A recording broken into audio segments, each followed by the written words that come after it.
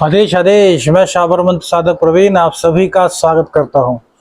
तुला राशिफल जुलाई का शनि के वक्री राशिफल के साथ आपके सामने प्रस्तुत है। भैया देखिए, तुला राशि वाले सबसे पहले तो सुने, कमर में दर्द, पैर में दर्द की शिकायत आपको लगभग 1.5 साल से चल रही है, तो यह राशिफल आपके लिए हर हालत में है।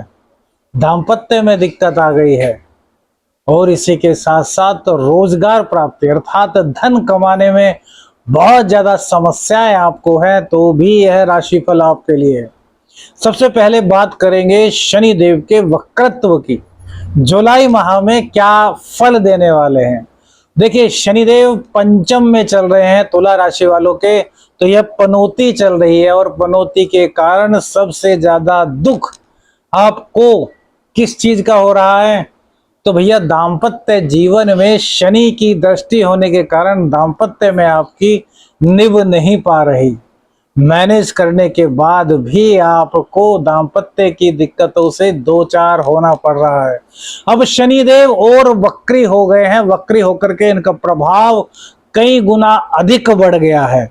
तो क्या इस मामले में आपको राहत शनिदेव दिलाएंगे कि दाम्पत्य जीवन सही हो जाए? नहीं, दाम्पत्य जीवन में तो इसका इतना सकारात्मक परिणाम नहीं मिलेगा, लेकिन चतुर्थ और षष्ठम का फल ये आपको अवश्य देंगे, जिससे कि जिंदगी में थोड़ी बाहर तो आएगी।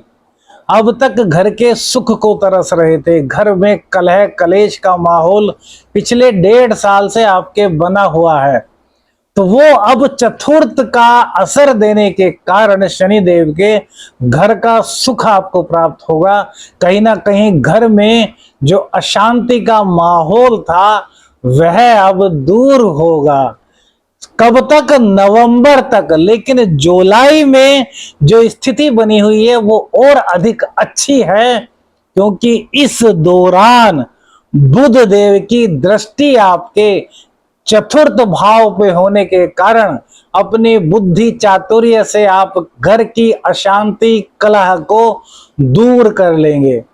वहीं जो रोग रिपु ऋण आपको तोड़ रहे थे, कहीं से भी पैसे का अरेंजमेंट नहीं हो रहा था, तो अब षष्ठ भाव का फल भी शनि आपको देंगे।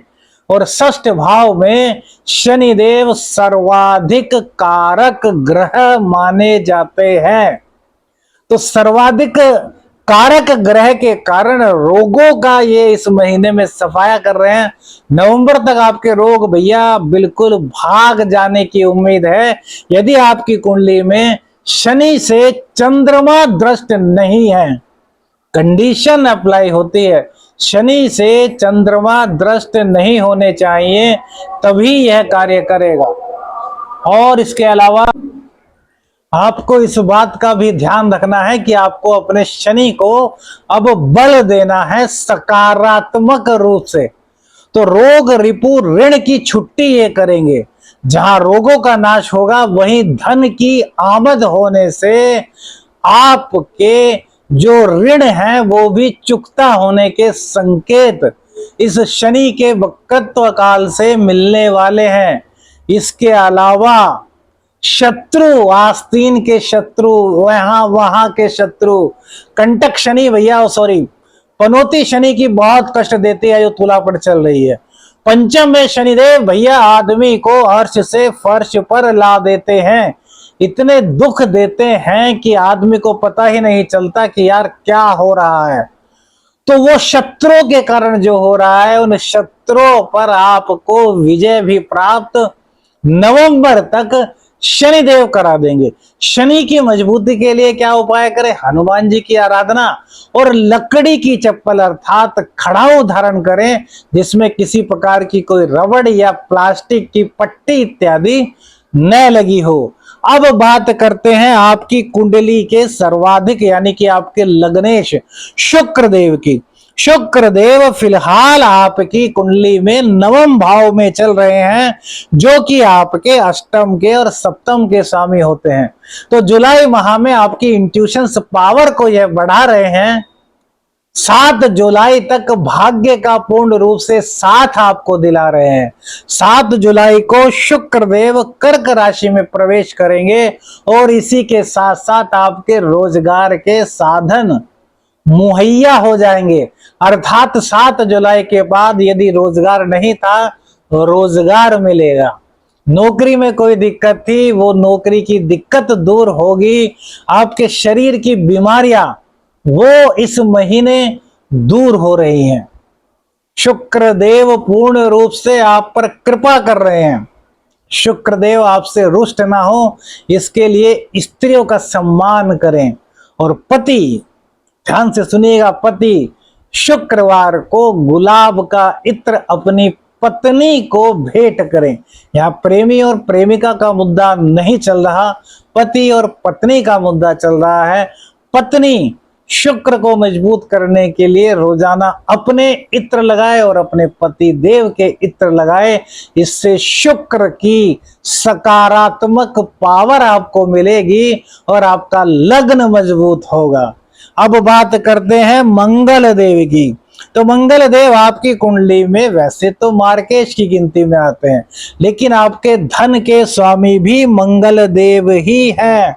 और भैया यदि मंगल देव की बात करें तो उनका ट्रांजिट 13 जुलाई को होगा। फिलहाल मंगल देव अपने ही घर में विराजमान है, सप्तम भाव में।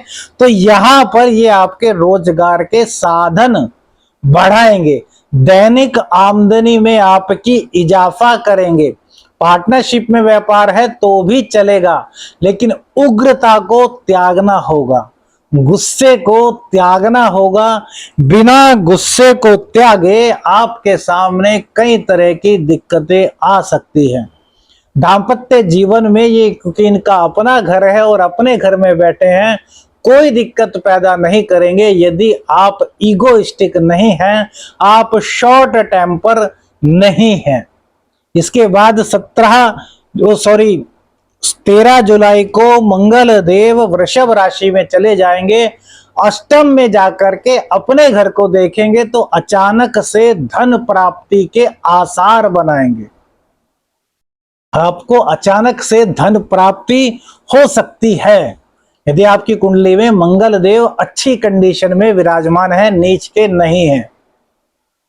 और अष्टम में इनका जाना एक तरीके से आपको इस चीज के लिए बहुत ज्यादा सावधान रहना है कि आपको वाहन को बहुत सावधानी के साथ चलाना है।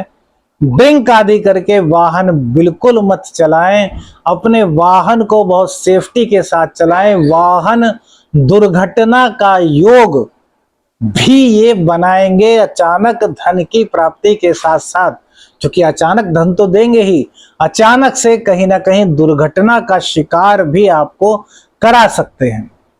अब दूसरी बात आती है राहु देव की, इन्हें कैसे भूल सकते हैं। तो अब तक जो आपकी जान बचा रहे हैं वो राहु ही बचा रहे हैं, क्योंकि शनि ने तो भैया कोई भी कसर नहीं छोड़ी पंचम में आने के बाद। लेकिन अक्टूबर में जो राहु का ट्रांजिट 6th हाउस में हुआ है, ये आपको शत्रुओं में पहचानने में मदद कर रहा है, आपके शत्रुओं को परास्त भी कर रहा है।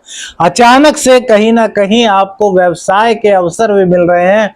तो आप सभी लोगों से कहते हैं राहु की कम से कम 5 माला ओम रांग राहवे नमः का जाप करें, राहु को प्रसन्न करें। ना जाने राहु आपको क्या क्या दे देगा। 12वें स्थान में केतु होने के कारण अध्यात्म का बोध आपको होगा, आध्यात्मिकता की ओर आप बढ़ेंगे, जो कि आपके लिए बड़ा ही शुभ फल प्रदायक होने वाला है। अब भैया सूर्य देव की बात करें, जो कि आपके एकादश के मालिक हैं, जो कि आपकी इनकम के मालिक है। सूर्य देव अभी 9वें भाव में चल रहे हैं, जो कि भाग्य का साथ आपको दिला रहे हैं। आत्मा की आवाज आप सुन रहे हैं। अब 17 जुलाई को जो सूर्य देव हैं वो नेक्स्ट राशि में अर्थात 10वें भाव में कर्क राशि में आ जाएंगे। तो यहां बैठ करके बहुत ज्यादा लाभ देंगे, बॉस से आपको लाभ मिलेगा। गवर्नमेंट जॉब में है तो आप पर अतिरिक्त जिम्मेदारियां तो आएंगी, लेकिन प्रमोशन के आसार भी आपके बनेंगे। आप यदि कहीं पर ट्रांसफर अपनी मनचाही जगह चाहते हैं तो वो भी होगा, लेकिन पिता के स्वास्थ्य का ध्यान आपको रखना होगा। घर में कलह ना हो, इस बात के लिए भी आपको ही पहल करनी होगी, जिम्मेदारी लेनी होगी कि घर में अशांति का माहौल किसी भी तरीके से ना हो। ख्याति आपकी फैलेगी। राजनीति में भी अगर आप हैं तो आपका नाम होगा। सोशल सपोर्ट आपको इस दौरान पूर्ण रूप से मिलेगी। बुध देव अभी आपके जो देखिए, बुध देव आपके 12वें भाव के और आपके भाग्येश के स्वामी होते हैं।